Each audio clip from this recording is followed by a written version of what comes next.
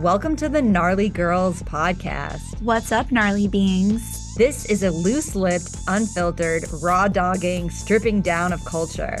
No fucks, no panties. This is a labia of love. We're your hosts, Tony Naj and Serafina Supernova, and this is Gnarly Girls.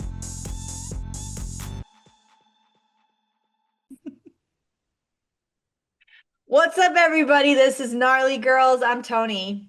I'm Serafina Supernova. Today, we're starting season 2. Why? Because we feel like it and because we can. We can start a new season whenever we want. And this season is all about grape culture. Because A, we wrote a show called Grape Culture, a tragic comedy. Don't make fun of the way I said that. I garbled on my words and I'm not perfect. We made a tragic comedy called Grape Culture. Sarah made fun of me with her eyes and mouth, if you can't see her. And we decided that we're going to do a whole series about what is grape culture in order to unpack it, untie it, untangle it from our consciousness, from our spirits, from our souls. And this is what we're going to be doing for season 2. It doesn't mean that we're not going to get raw and gnarly and Nickelback with it. We're going to get even more Nickelback with it. In fact, cue the song Animal by Nickelback. That is the entire vibe for season 2. We are also doing this because there's a lot happening on the planet right now that is deeply grapey, and there's only so much that we can say on social media. I mean, the amount of time that Tony and I spend talking to Meta support about how to not be censored on our platforms is a full-time job in addition to the 10 full-time jobs that we both have. So we really want to use this podcast as a space where we can talk unfiltered, uncensored about grape culture. And we really want you to share it with your people. Like, please do not just be one really cool, smart, gnarly person who is just listening to this podcast in secret. Please share it with your friends. We're also doing this series on grape culture because we're about to do another fall tour of our show. So make sure that you're checking the show description, the notes of the podcast so that you can see where we're coming next and when we're coming. I also want to say thank you to people who have subscribed to our Gnarly People Patreon. This is open to all people, all genders, anyone who identifies as gnarly. We want you in there. And I thought something fun that I could do for each episode that's a part of this season is include some kind of reflection prompt, or as I like to say in my mystery school, holy homework assignment, to go alongside each of these podcast episodes so that there's either a follow-up reading or a resource or a philosophical question to ponder. Maybe you want to ponder that and drop it in our Gnarly People Discord. That is all available to you. If you have questions, always feel free to reach out, send us a DM, or send an email. All of our info is in the description. All of our descriptive info is in the description. All right, I did my best, y'all. You know what to do. Don't make me do this every time. Just No, fucking help it's us. humiliating. God, fucking help us. What the fuck? It's the Like, we need an process of agent, we need a producer, we need money. Like, y'all need to help us, okay? Help us out. If you have been listening to this podcast and you haven't shared it with anyone, I'm angry at you. Okay? The only way you can fix that is by sharing it. Share it on your social media, okay? And then tag us. And then maybe we'll be friends. Maybe Tony will send you a t-shirt. I don't know. She said that one time. I did. I kind of am always promising a t-shirt that I would send that I'm currently wearing. Hey, I also wanted to say, what is the title of today's podcast? And let's discuss it. The title is The Intentional Repression of Female Pleasure is Grape Culture. Let's let that sink in. So, the intentional repression of female pleasure is grape culture. All right, let's also define. I know we actually did a podcast. Our first podcast is What the fuck is grape culture? You can go back and look at it. But when I think of the meta concept of grape culture, I think we have to unpack it for people a little bit. I just made a video about this. You should go to my Insta or my TikTok and look at the video I posted on Sunday. But that grape culture is a psychological construct. It is a consciousness, it is a way of thinking, it is a way of behaving. It's not just about taking a pea and forcing it into a hole. It's not just about that type of like physical penetration. There is a mental penetration, a psychic, a spiritual penetration that we also have to acknowledge that is deeply embedded in grape culture because you wouldn't want to grape with your D if there wasn't a psychological grapey construct. You know what I'm saying? It's like you would understand, oh, my D is a pleasure wand. My finger is a pleasure wand. I wouldn't, why would I ever cause harm with these appendages? The desire to cause harm is the consciousness. It's not the organs that are the problem. It's not the body parts that are the problem, you know?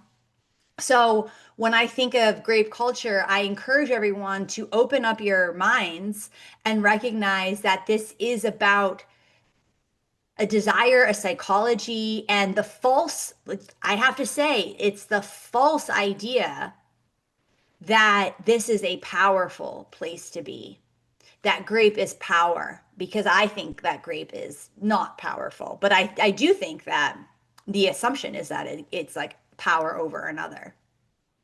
Yeah, it's incredibly extractive. It requires taking something from someone else that does not belong to you and acting like it's yours. And I think that there is a way that industry and corporations are in relationship to land and planet Earth that mirrors directly the way that men have been empowered through patriarchy to be in relationship with women's bodies. And by like in response to that, the way that women are then in relationship with their own bodies, and then not only has women censoring themselves, but then in pursuit to censor other women. And so to me, grape culture feels like it's inherently connected to extraction and using and abusing resources that actually don't belong to you. And I think that also comes from this fundamental, like psychological, spiritual schism where people have forgotten that they belong to the land and they belong to each other. And it's like not the other way around. The land doesn't belong to us and people don't belong to us. We just belong, period. But I think in this like spiritual psychosis of thinking that we can do all of these things in order to connect to God, other than connecting to our own bodies and our breath, it has us like reaching and taking and extracting and using and not inside of the body. I don't think anyone who's ever graped another person was like deeply embodied in their physical body. I think there's a level of disassociation that has to happen in order to, like you're saying, like take up this consciousness of the grapist and then operate in alignment with that consciousness. Yeah, I want to stay on track, but I also want to say that um so we're talking about female pleasure, right? Ah, but there was something else I wanted to say. It's not really on, it's a little bit of a tangent, but I'm going to just say it anyway, is that I do think that a lot of sexual encounters that happen, the person graping is unaware that they're creating a circumstance of assault. They're unaware of that they are causing harm. And I think that's the other thing that in this series, we like beyond just the other, we're going to talk about some meta conversations as well, you know, but there is this very tangible idea. Like I've had recently had conversations with a person, a friend who felt raped by another friend who did not feel as if they graped. So, what does one do with the information of being friends with both someone who's been graped and someone who's like, I could never grape. I'm a feminist. I'm this. I'm that. I've been abused. I've experienced grape. How could I be a grapist? So that is something that I think is like really important to understand within the story of all this is that we're not actually always aware of our grapey behavior and our action. We just genuinely aren't.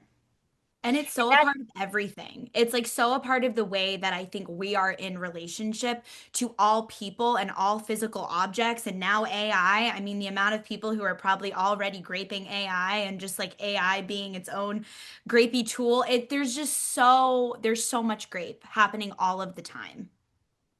Yeah, and I think female pleasure is an interesting story. I mean, look, there are men that are like some women orgasm during grape. So how can it be grape? Okay, so obviously female pleasure is not the only key to grape because that can happen. And that doesn't mean that the woman wasn't assaulted or the person wasn't assaulted. Like you can orgasm during a grape. That can happen. That doesn't negate the grape. But I think the lack of curiosity, the lack of like, um, I talked about this in my podcast, but I always think of that Aziz Ansari uh, situation that happened, where this was a woman who wrote an article about a sexual encounter with Aziz Ansari. And I definitely did not think that Aziz left that date thinking, like, I just sexually assaulted that woman. You know, however, she kept leaving these Easter eggs of all of these ways in which Aziz was completely disinterested in her experience, her pleasure, and her overall humanity. And I remember very well she mentioned that like she hadn't even finished her glass of wine when he was like, let's go. And a lot of people were like, why is she mentioning that? No, no, no, no. And she mentioned that because it's indicative of someone who's not curious of the other person's experience. Because a normal person, if you're paying attention to your dinner partner, would be like, oh, you're not finished with your food or you're not finished with your wine. Why don't you finish? He was so goal oriented and self oriented that it was just all about getting her back, all about getting it back to his house, getting what he wanted, and bouncing. So that, I mean, like, I don't think Aziz Ansari should have gone to jail for that.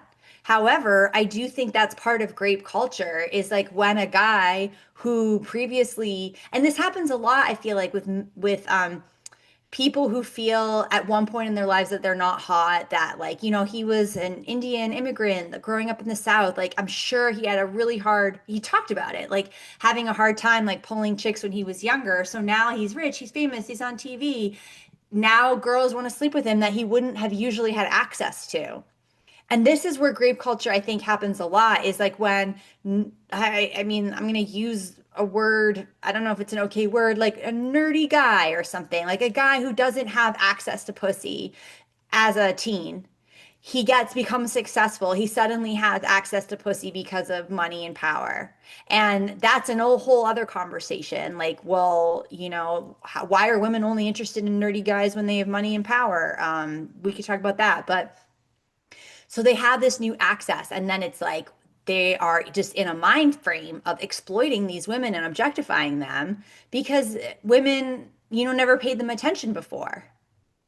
And I think it's also like, I was like, why am I talking about disembodiment connected to grape culture? But I like, yes, like it is so when I say disembodiment, what I mean is like a lack of mind, body, nervous system coherence, where you are physically present enough, mentally present enough to even be engaged with the person sitting across the table from you, and you're noticing and you're witnessing what's happening, whether it be across the table or in a bedroom or even in an email exchange or in a text exchange or on a phone call. Like there is a fundamental like presence that you have to have, like you inhabiting your own body, you as like your higher self versus like all of these like, not to bring it back to Buddhism like we always do, but not all these hungry ghosts that are looking for something to consume and grab onto next for the next dopamine hit. And it makes sense in our dopamine addicted culture that there is so much grapiness happening, but before dopamine addiction, Grape was still forming the state. So it really is this insidious consciousness that men have predominantly exhibited that we have to look at and we have to talk about and we have to get curious about. And we're not here to like give answers on Gnarly Girls. We're just here to philosophically, academically, comically explore this topic that you really can't even talk about on social media. So, I mean, in the irony of like being unconcerned or denying female pleasure, because it's funny, I've seen, podcast clips of guys being like, oh, when a girl, like for a girl to orgasm, that's her embodying her masculine. That's like a very dude thing to do. Like, either they're denying that women orgasm at all, or they're saying that that's like her being taking on male characteristics when like truly the female has a body part that's specifically designed for pleasure. There's no other function. absolutely no other function except for pleasure. So it's just so interesting, just from an anatomical, a biological, a scientific perspective, to deny. It's like, oh, it's like saying someone with teeth isn't meant to like chew. Oh, what a masculine thing. You're chewing. What? It's like, but I got teeth, my dude, like I'm supposed to chew with them. That's the whole fucking point of the bones sticking out of my gums. I think that men have been programmed for so many centuries that the world and therefore everything belongs to them, that they're having a really hard time like letting go, and they're making arguments that make no biological sense, that don't follow science. And then I'll be in arguments with Christian men in my DMs calling me a Jezebel. That's like a new thing that just has started happening, which I'm taking a liking to, because like lots of fun little content is going to come out of it. But even men who claim to be Christians haven't actually studied the scripture and don't know anything about theology or the history of the Bible. They just like saw some AI generated thing of Jesus and they were like, "Oh, okay, now I guess it's time to follow him because he's connected to Trump, and this is like, we in order to be men, we have to like be connected to the Father God." And I do respect men wanting to like have a spiritual practice, but what I don't respect is how many men like don't actually do the research because they never have had to. Women have always had to back up every single fucking thing that they're saying. So we're used to researching and being well versed and being well read. Well, there's plenty of women who I are mean, not. no, there are no women I also. mean, No, but there's plenty of women also in my DMs calling me a slut and a whore. So like, but I think majority men are claiming to know shit that they fucking don't know shit about. They're constantly saying they know things that they don't know. I think a lot of people do that. But I think it's more men than women do that. Well, I think that men are programmed through education to just feel more confident in Right. their ideas. So they're just enacting an educational system where it's like it's their confidence isn't necessarily connected with their achievements. Yeah. And they think Um, they're owed things, I think, through the programming too. They're owed bodies, they're owed sex, they're owed the mic. There's like this owing that culturally women are not conditioned in the same way to expect. yeah. And so if we go back to pleasure, just to keep it on topic, the cultural narrative, I mean, I do a lot of comedy about this. I talk about this a lot, but the cultural narrative that the orgasm, the female orgasm, is like elusive and mysterious is a part of the psychological operation because it then makes it so, oh, if the woman orgasms or doesn't orgasm, who cares? Like, she's so complicated with her flaps and folds. Like, no one will ever understand that. So why would we ever, bother to figure out her body? And then if you're not curious about her body, you're not curious about her pleasure, how are you going to be curious about her mind? How are you going to be curious about her humanity? There's going to be an objectification of the female form when you only see it as a um as like a tool of which to masturbate with, Yeah. rather than like, oh, we're in an exchange of mutual pleasure. Or to like get fed from. Like I was just shown the image of like energetic, like suckling off of a tit. Like I just feel like, and I have experienced this myself in relationships with men throughout my life, where there is this expectation overall to be nourished by the feminine, to get what you need from the feminine. And like trying to replace the gaping hole of the mother goddess with human women who are just out here trying to heal themselves and like live a peaceful life. So that's where I'm always just going to return to the need to worship the goddess and the divine feminine. And the repression of the goddess and the divine feminine and all of those teachings are directly connected to the suppression of our pleasure, because the goddess wants us to like masturbate and think about making all of the money and the abundance that we want, and then to squirt and cum our faces off as we're like $10,000, because then we can take that money and heal the world. And that is something that I do often. And then I've heard women in my life tell me that they've started to do this and that it's working for them, like some masturbatory money magic where they're just like squirting the money everywhere.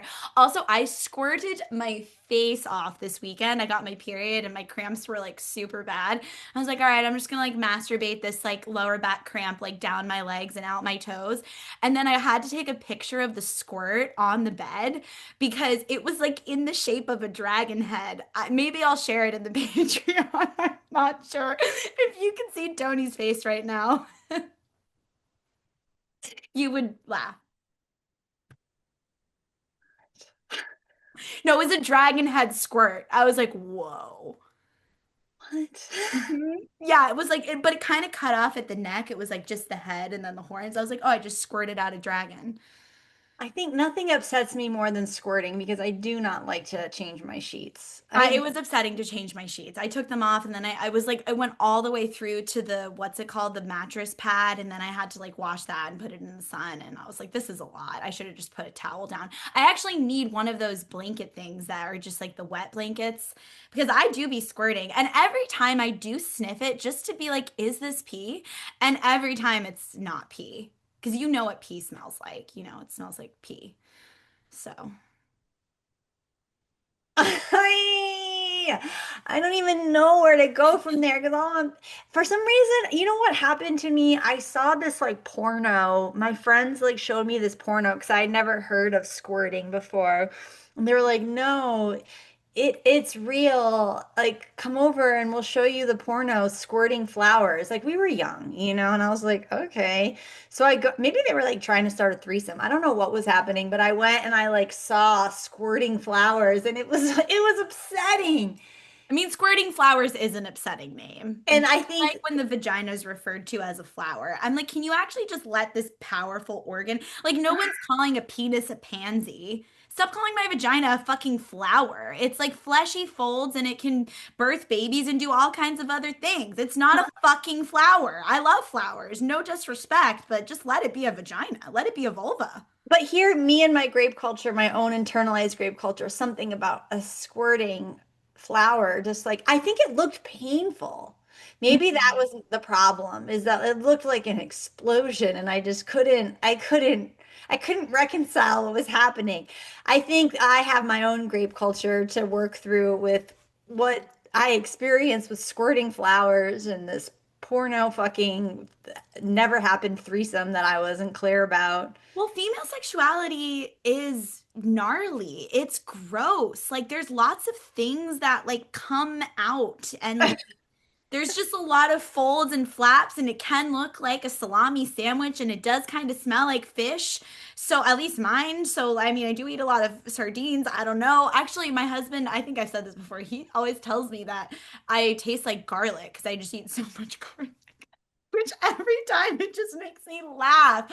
But I do, okay, so the repression of female pleasure and sexuality feels so connected to me with the repression of like what we culturally and like collectively have agreed the goddess is, or even the divine feminine is, right? Like the divine feminine and the goddess is this like beautiful creature in flowing Oh, white, and she's all loving, and she's just gonna answer your prayers, and she's got you, and you can feed on her titty, and she will lick your dick until the cows come home. I do believe in that version of the goddess. That's one of her faces that fits barely into patriarchy's idea of what's allowed because they don't even want, I mean, the church and the state don't even want us to talk about the goddess, period. But then people who start to talk about it, they're okay with that version. She's non-threatening.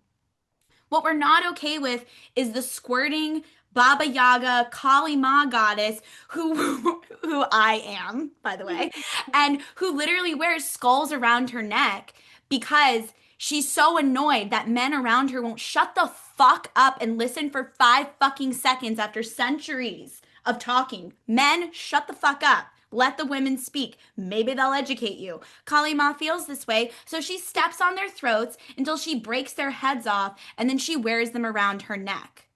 That is the goddess. That is who the goddess is. Today I also pulled the Grouch card from my deck and I was like, what is this about? It was from my dragon deck and it was all about like letting Your yourself squirting dragon deck. my squirting dragon deck. It was all about like letting yourself show your teeth. And like we talked about having like rabies for the revolution and foaming at the mouth on the last episode. Like that is the goddess and that is the version of female pleasure that the patriarchy is scared of. Because like when I squirt and I come my I'm face scared of off, it. I too am no, you scared would of be it. scared. I know you would actually probably be terrified of seeing me do this. This is why this video will be $300 on my OF.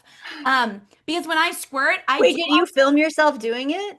I haven't yet. I mean, I get so Oh. many requests to have for orgasm videos. I'm like, y'all really got to like make it worth my while first. I'm gonna need more people in here. I'm gonna need. So if you want to join my OnlyFans, I will link that below. But when I squirted my face off the other day, and this happens every time I squirt, I like have to make a sound out of my mouth. It's almost like a roar, like a it's like a crazy sound because the throat is also connected to the vaginal canal and the G spot. So you have to open your mouth. I mean, I have to make a sound. I'm not a sex educator. I'm not here to make exclusive claims about anything. But for me, when I squirt, I got to open my mouth. I have to make a sound and I have to let my voice and my throat and my jaw connect to my pelvic floor. And if it's not this full body release, it's just going to be the little of the clit versus the of the G spot. It's different.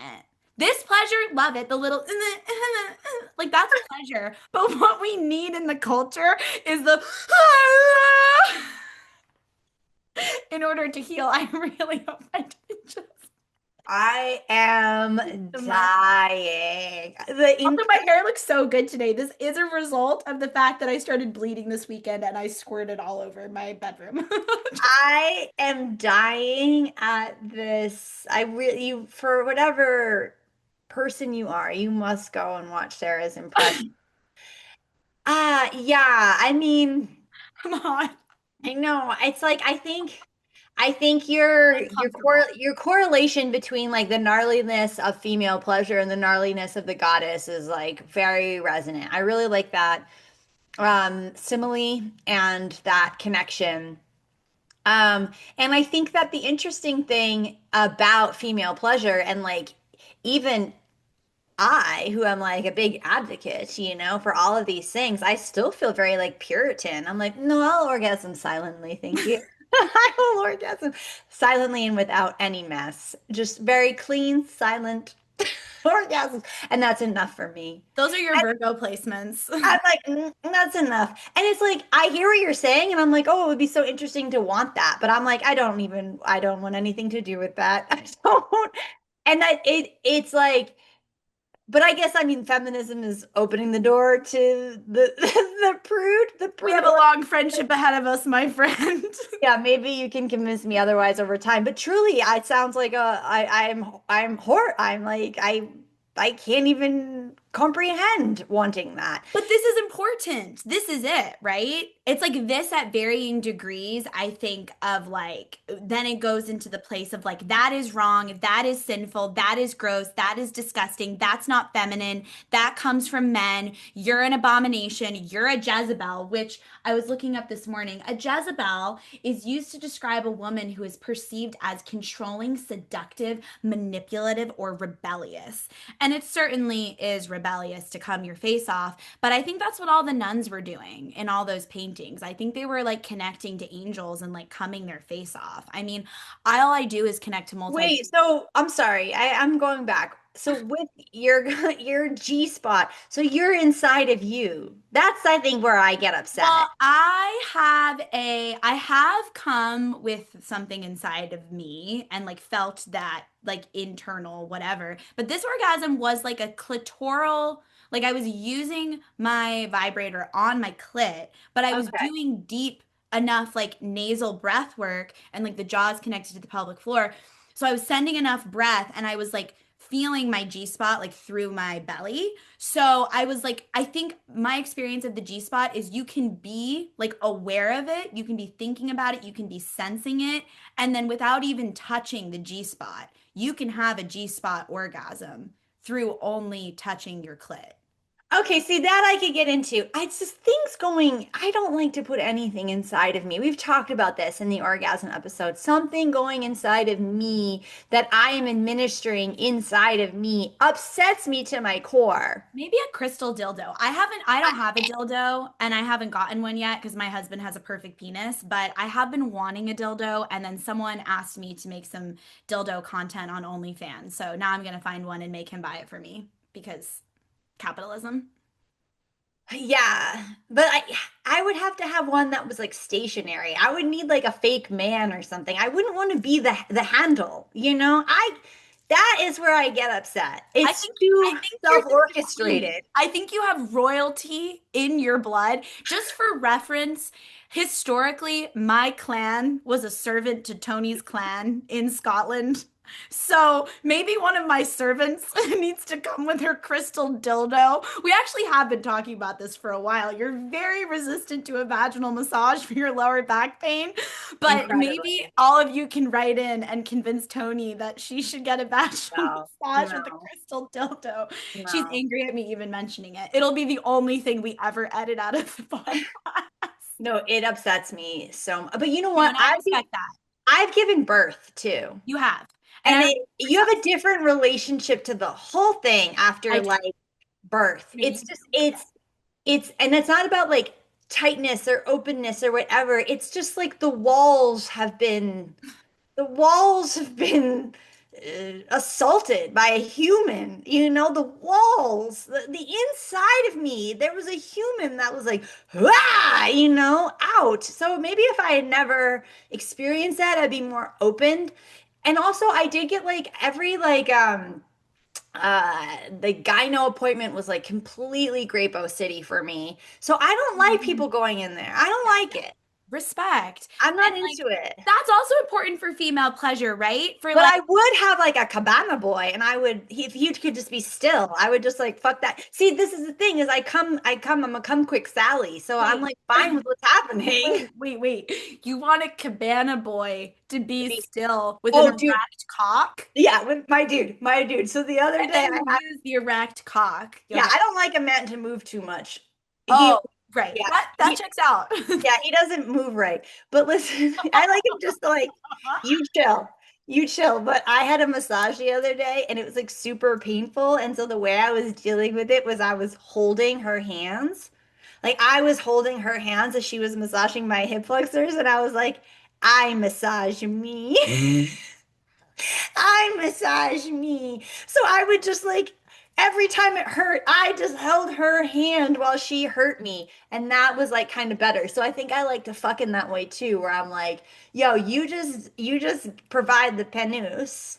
I'll do everything else. I'm I kind fuck of me. I fuck me. You don't fuck me. I fuck me. I think I fuck me is actually what female pleasure needs because how many women are constantly disappointed because they're not being fucked by a man the way they want the man to fuck them? This is something I've been thinking about a lot, also, like in the home, in sex, in general. I think the patriarchy, in addition to taking our pleasure and our sovereignty and our autonomy and any sense of self away as women, they've also programmed and conditioned us to think that like somehow the man is supposed to be the center of the home, that the father is the center of the home. And then somehow that translates into the man is supposed to romance you and he's supposed to fuck you in the way that you don't even know the way that you want to be fucked because you're that connected. And as a recovering codependent bitch, I'm like, oh, that's actually not the way it works. Like, women are actually the center of everything. Women are meant to be the center of the home, the center of the world, the president, God, all of the things, because we are the first ones, okay? You fucking come from us, motherfucker. And then I also think when it comes to sex, like, putting that, like, programming aside and just being like, wait, men are actually also products of this programming. What happens when I don't actually project my undivested patriarchy onto my husband, for example, and expect him to like do all these things because somehow he's the man, so he's more healed and he knows and he's supposed to, in his divine masculine, feel my divine feminine. And I actually just recognize who the divine feminine is, which is this like all encompassing power that birthed man. And then instead of being passive aggressive and angry, I can actually hold the space for us to like find a common ground. But I think women really shoot themselves in the foot. And I have done this so many times where they're expecting men to be responsible for their pleasure.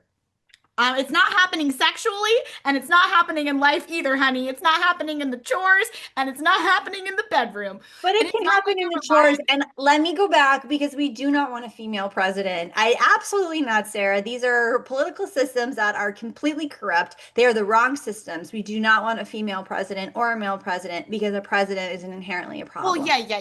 But Hierarchy if is a we fucking have to problem. have one, No, we don't. We don't. It will, the female would still be corrupted by the same system. Beanie It's like, Baby for president. no, absolutely not. I will never in any circumstance ever support hierarchy. That is just the fucking hill I stand No, on. it's true. You're right. But I think what like look, there are some men who know how to move their pelvis because they are either not white or they are dancers, okay? And if you know how to move your pelvis in different directions besides front and back, potentially you can let him take the reins every so often. But to have the man be the sole, wait, that's mine. To have the man be the sole pelvis, wait, that is mine. How is it with you? Why isn't it in the prop container? I brought it to fix it. Oh, right on. Right. Okay. Yeah. It's so I'm funny. wearing a grape culture prop item. If you're not watching on YouTube, this is your invitation to click that link and watch this. Yeah, but no, because it's going to get censored. You have to take it You off. think? Of course. It's a dick. Wait, but it's fine just for that moment. Yeah, but trust me. I mean, I have made videos with it, but Talk about the censoring of pleasure. 10 years ago. But it's like, I think that when it comes to sex and female pleasure, if you're just expecting the man to be the driver of the pelvis the entire time, and his only pelvic move is front and back, you're going to have issues. You're not going to orgasm. Tony's the one who taught me about the circle. It's very important. The circle, you could do a figure eight, an undulation, but if it's just front and back, and that's his only pelvic range, which is like, that is not the fault of the white man. That is the fault of white supremacy and patriarchy. But a lot of men do not have the range of motion to actually engage in female pleasure land, which is not just in a front and back motion. And the men will like this because there are a lot of men who listen, and bless you, because you do have to be able to hear me being like, fuck you, and then be like, I love you. And that's just the nature of the goddess as well. All right. Mhm. The repression of female pleasure is also the repression of male pleasure, because if you're fucking women and you're in relationship with women who aren't in relationship with their pleasure, aka not in relationship with their kundalini, their magic, and their power, then your sex with them is also going to be way less exciting than it could be if she was liberated. And yeah, with a liberated woman, there's other things you have to think about. Like, she is going to be psychic as fuck and call you out on your bullshit and be your constant mirror into where you're ready to evolve next, and she's going to know it before you do, because that's also the nature of the feminine. But you're going to get your dicked down better, okay? You're going to get that dick sucked better. It's going to get fucked better if you let women, if you not let women, what am I saying? If you support women in divesting from systems of control and oppression that have had them intentionally disconnected and disassociated from their bodies, so that they then go on Instagram and think that they need a boob job and all of this Botox and all this, designer, whatever fucking bags that are funding child sex slave behavior in order to be a fuckable worthy woman, when actually they could just be dirty and gnarly and come a dragon out of their vag on a Saturday. So when we're saying that the repression of female pleasure is grape culture, I think we need to like really stick to the thesis, like stick to the plot, is that it's actually dominating heterosexual relationships and creating a little ant on me, and creating not only a hierarchy, but a complete miscommunication of connection, which actually creates more conflict within the heterosexual relationship and less bliss. And that, I mean, I think that when you have a lesbian relationship, the two women understand more the complexity and the possibility and the potential of female pleasure because she's experienced on her own. So really, when we say that the repression is grape culture, it's like how women and men show up within relation and within marriage with each other. If there's this constant dissatisfaction and lack of connection because the pleasure isn't prioritized, because he's not curious about it, because she doesn't feel seen, A, both parties will be easier controlled. B, they will both participate more in capitalism because they will feel less connected. And everyone knows that when you feel less emotionally connected to others, you're going to turn to retail therapy. You're going to turn to different ways of filling the hole in your soul with products and goods. That's like classic psychological manipulation funded and supported and begun by Edward Bernays, the nephew of Freud. So, this is why they push people into heterosexual relationships, but they don't want the heterosexual relationship to actually thrive because that is really threatening. So Yeah. they want people to be in heterosexual relationships because they're not going to thrive if within this context. Yeah. I do think that like and then if you're dissatisfied, if you're just like have that air of resentment constantly, like how are you going to be part of a revolution?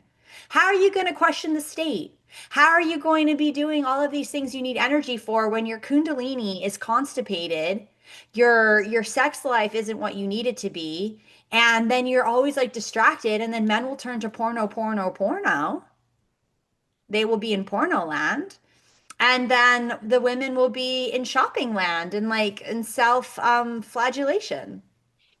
Yeah, this does happen within marriages and within relationships. And then also it happens with these strangers in the DMs, with these men in the comments on the internet, in parasocial relationships. And if grape culture is defined by Tony and I as a culture of domination without consent pervasive across systems of oppression, then this domination without consent of men constantly and women, people commenting on the way a woman chooses to express herself. They're doing that without her consent. There is this desire to dominate and control, and usually gaslight and shame whatever woman is expressing herself out of doing that. And the shame and the gaslighting is scary because then what I think it does is it reawakens this remembering inside of our female bodies where it's like, whoa, our ancestors remember like being killed for this, being persecuted for this, being thrown out of villages and clans and tribes and like safe havens because of being more expressed than whoever was in control at that time would like to see. Because undiluted liberation and expression is a breeding ground for new ideas. And I think when we've reached this place in the culture where, I notice this in myself and I notice this in people, and I think maybe you relate to this, where our thoughts are now being censored. Like, even to think a certain thought, you might be like, that's not, I shouldn't be thinking that or whatever. I mean, that certainly is something that I think happens. If our thoughts are being censored, then that is just an indication of how much our physical expression is being held and trapped underneath a glass ceiling of illusion. Yes. Should we talk about the connection between the repression of female sexuality and pleasure connected to then magic and No, that's a totally different episode. okay. Oh, I think sick. this was good. I think this was good. Okay, well, I do want to talk about that. And I feel like this is a really good episode to listen to in tandem to the last episode because we talked a lot about Freud. We talked a lot about sexuality. We also talked about the connection between instinct and intuition, like within the body, and how pain is trying to communicate a message to us. So if you're craving more, go listen to the last episode and we will talk about the connection of witchcraft and magic and all of this because I did mention the burnings and there's more to. Also, remember that we have an orgasm tutorial on our Patreon that we filmed in costume. We were in I costume. totally forgot about that. We were in a vagina costume. We have an orgasm episode, which you should listen to. And we literally filmed. I gave a how-to tutorial in a costume when we used a fake man. So to not be taking advantage of this feels bonker pants. It's Banana pants, not so but so.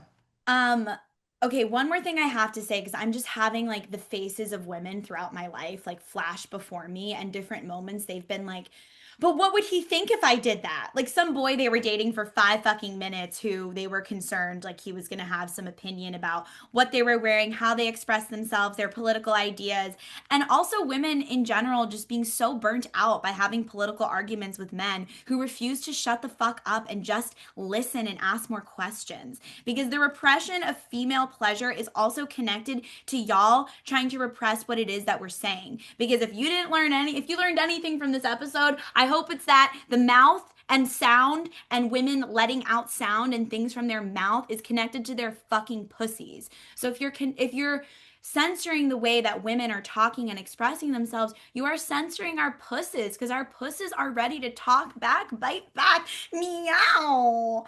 And like, if you're a woman who's concerned with what a man is thinking, please send me a DM and let me send you a voice note because we just can't have that in the gnarly people community. It's done. It's over. It's no more. No more do we Well, care. I think a lot of young girls, like you're saying, are afraid to let go with a man, or they're afraid to squirt, or they're afraid to like be in an unbridled state of pleasure because it maybe not, maybe they're afraid of what they'll look like, Looking or crazy. yeah. They're afraid of I looking think crazy. that that's really good information for you. If you're afraid of what this guy is gonna think of you and you're when you're in your most ecstatic state of mind, that's your body telling you, don't be with this guy.